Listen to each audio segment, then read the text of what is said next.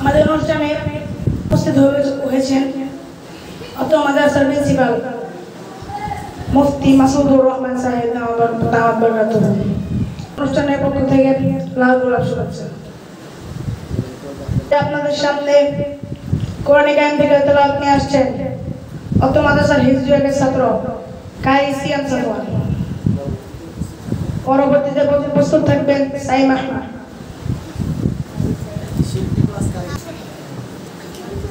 السلام عليكم ورحمة الله وبركاته. وعليكم السلام ورحمة الله وبركاته.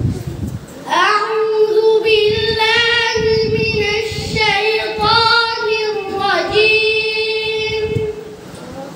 بسم الله الرحمن الرحيم.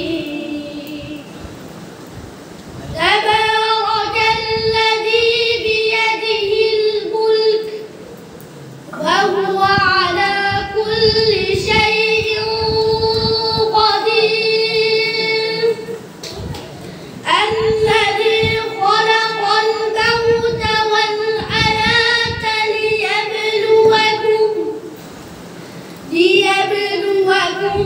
أيكم أحسن عملا وهو